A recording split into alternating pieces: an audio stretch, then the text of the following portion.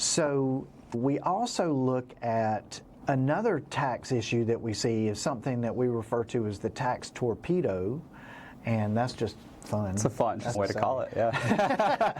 The tax torpedo, I'm going to give you an example of how this could work. So you have a married couple, let's just say they're receiving about $40,000 a year in Social Security between the two of them, and they're having to take about $30,000 of IRA withdrawals to live on.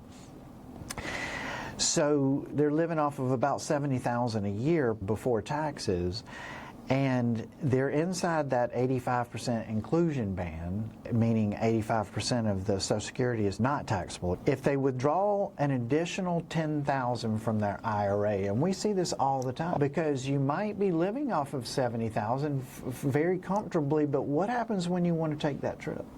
Got to get it from somewhere. What happens when it's time to replace the roof? Right. What happens when the fridge goes out?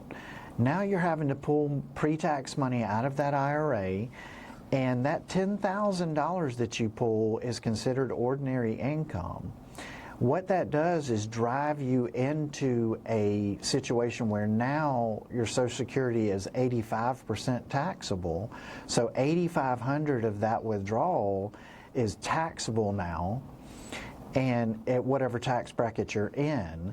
So not only is the extra $10,000 that you took taxable, but now you've got $8,500 that's taxable for Social Security purposes. And what that does is, for that one withdrawal of $10,000, if you're in a 22% tax bracket, which is where you would be at that point, about 40% of that you have to pay in taxes.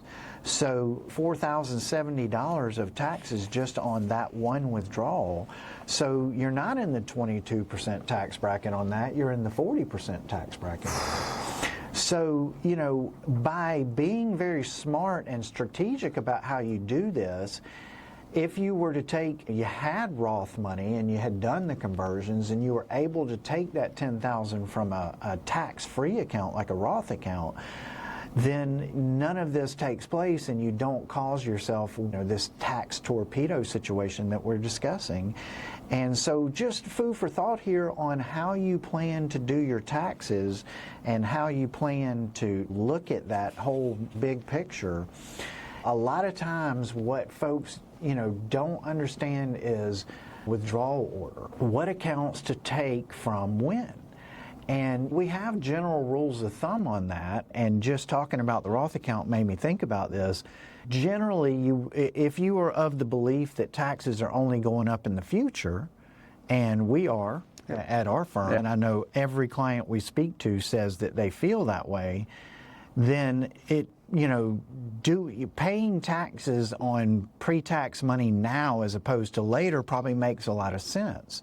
That basically that Roth conversion strategy makes a lot of sense, especially if we model it out with the current tax rates, and it makes sense then, and you only see taxes going up in the future, then it really makes sense, right? It does. But again, if you're going to do these type of strategies, then you need to be conscious of all the moving parts.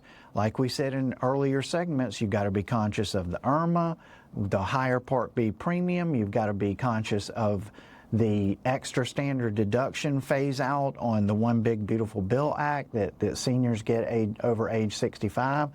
Be conscious of all these things, and there's more too. So if these concepts, if you want more information and you want to sit and talk with our team, visit ClearPathRetirement.com and hit that Get Started button.